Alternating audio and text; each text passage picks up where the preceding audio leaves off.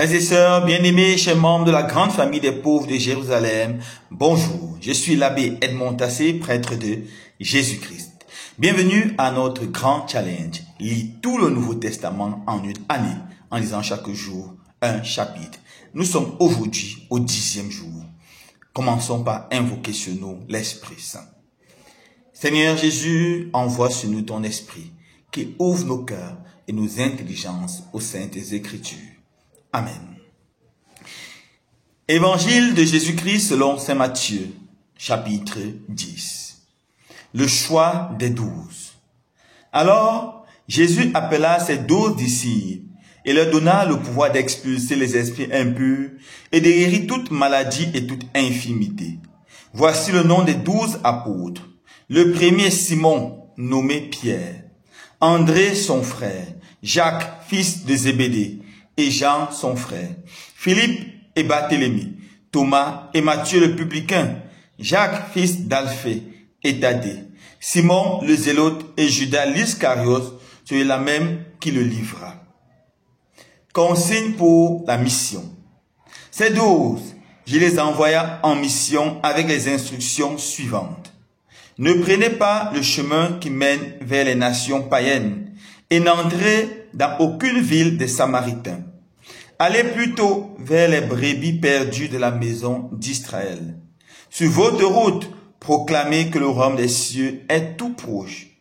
Guérissez les malades, et ressuscitez les morts, purifiez les lépreux, expulsez les démons. Vous avez reçu gratuitement, donnez gratuitement. Ne vous procurez ni or, ni argent, ni monnaie de cuivre à mettre dans vos ceintures, ni sac pour la route, ni tunique de rechange, ni sandales, ni bâton. L'ouvrier, en effet, mérite sa nourriture. Dans chaque ville ou village où vous entrez, informez-vous pour savoir qui est digne de vous accueillir, et restez là jusqu'à votre départ. En entrant dans la maison, saluez ceux qui l'habitent.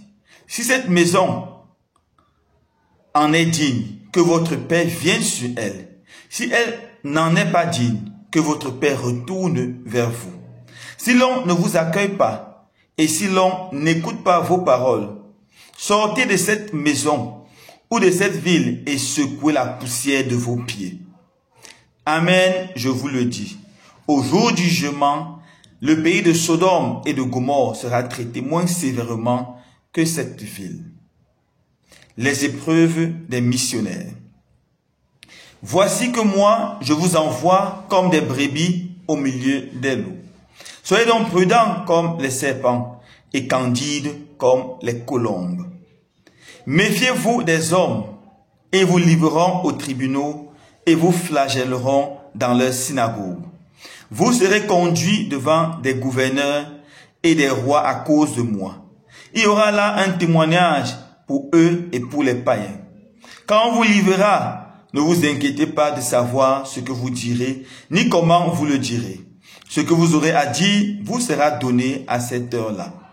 Car ce n'est pas vous qui parlerez, c'est l'Esprit de votre Père qui parlera en vous. Le frère livrera son frère à la mort, et le père son enfant. Les enfants se dresseront contre leurs parents, et les feront mettre à mort. Vous serez détestés de tous à cause de mon nom, mais celui qui aura persévéré jusqu'à la fin, celui-là sera sauvé. Quand on vous persécutera dans une ville, fuyez dans une autre. Amen, je vous le dis. Vous n'aurez pas fini de passer dans toutes les villes d'Israël quand le Fils de l'homme viendra. Le disciple n'est pas au-dessus de son maître, ni le serviteur au-dessus de son Seigneur. Il suffit que le disciple soit comme son maître et le serviteur comme son Seigneur.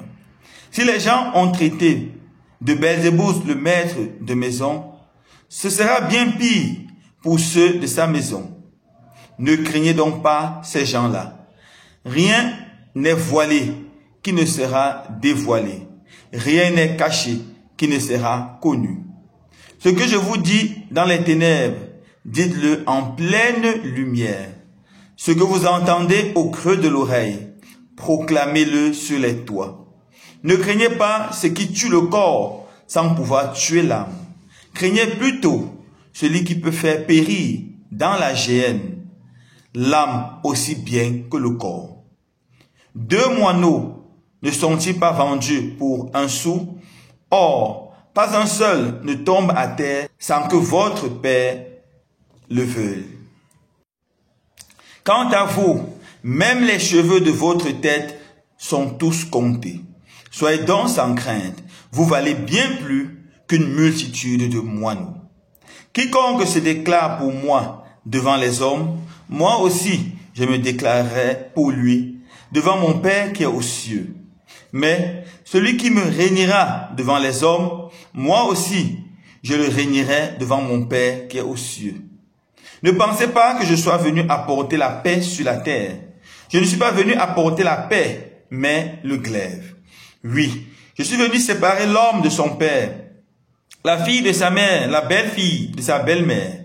On aura pour ennemis les gens de sa propre maison. Celui qui vous aime, celui qui aime son père ou sa mère plus que moi, n'est pas digne de moi. Celui qui aime son fils ou sa fille plus que moi, n'est pas digne de moi. Celui qui ne prend pas sa croix et ne me suit pas, n'est pas digne de moi. Qui a trouvé sa vie, la perdra. Qui a perdu sa vie à cause de moi, la trouvera. Qui vous accueille, m'accueille. Et qui m'accueille, accueille celui qui m'a envoyé. Qui accueille un prophète en sa qualité de prophète, recevra une récompense de prophète. Qui accueille un homme juste en sa qualité d'homme juste, recevra une récompense de juste. Et celui qui donnera à boire même un simple verre d'eau fraîche à l'un de ses petits en qualité de disciple, amen, je vous le dis, non, il ne perdra pas sa récompense. Acclamons la parole de Dieu. Louange à toi, Seigneur Jésus. Frères et sœurs bien-aimés, écoutons maintenant un commentaire du chapitre 10 de l'Évangile selon saint Matthieu. De façon très méthodique et théologique, Matthieu continue à raconter la splendide, la belle histoire de Jésus. Dans l'épisode du baptême, Matthieu nous a montré Jésus qui acceptait sa mission. Dans l'épisode de la tentation, Matthieu nous montre Jésus qui choisit la méthode qu'il utilisera pour accomplir sa mission.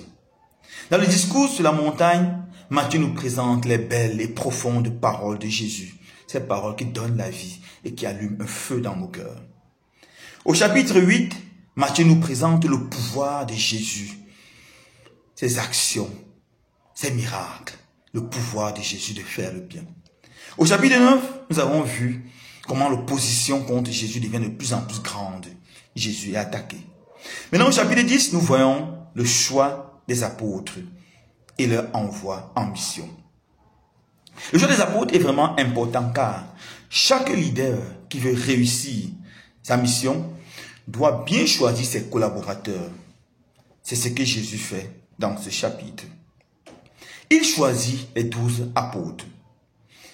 Quand on regarde les apôtres, il y a 2 choses qui viennent immédiatement à notre esprit. 2 faits concernant les apôtres. Tout d'abord, les apôtres étaient des hommes vraiment ordinaires. Ils ne sont pas riches. Ils n'ont pas fait de grandes études. Ils n'ont pas une grande position sociale. Jésus choisit de simples personnes, des pécheurs, des collecteurs d'impôts, pour faire ses disciples. Alors la première leçon apparaît clairement. Jésus ne cherche pas les gens extraordinaires, mais il cherche des personnes ordinaires, qui choisissent parmi les hommes ordinaires, mais pour faire des choses extraordinaires. Lorsqu'on est ordinaire et disponible, Dieu peut faire l'extraordinaire. Deuxième chose, dans les apôtres, on voit un grand mélange. Un grand mélange. Prenons juste un petit exemple pour l'illustrer. Matthieu et Simon, le Cananéen ou le Zélote. Matthieu était un collecteur d'impôts. Comme nous l'avons déjà vu, les collecteurs d'impôts collaboraient avec les Romains. Et à cause de ça, ils étaient détestés par le peuple. Ils étaient ennemis du peuple. Les Zélotes, par contre, étaient un parti de Juifs qui voulaient absolument la libération. On les appelle le 4e parti, Après, sur des pharisiens, des scribes, des esséniens, il y avait les zélotes. Les zélotes marchaient toujours avec des longs couteaux. Ils étaient prêts à tout moment à assassiner soit un Romain, soit tout juif qui collabore avec les Romains. Car tous ceux qui collaboraient avec les Romains étaient pour les traîtres. Et j'ai choisi parmi ses apôtres Matthieu, qui est un collecteur d'impôts. Et il choisit Simon, le Cananéen ou le Zélote, qui est un ennemi des Romains et de tout collaborateur des Romains. Donc il choisit deux personnes qui sont carrément ennemis. Et on voit que ces apôtres très différents étaient ensemble. Jésus montre que les différences ne doivent pas nous séparer, mais plutôt doivent être des moyens pour nous rendre encore plus forts, pour nous rendre encore plus unis. Les apôtres étaient également au nombre de 12. 12 comme les 12 tribus d'Israël. C'est la volonté de Dieu que la mission soit propagée par 12. La mission nouvelle soit propagée par 12 apôtres, comme la mission ancienne était donnée aux 12 tribus d'Israël.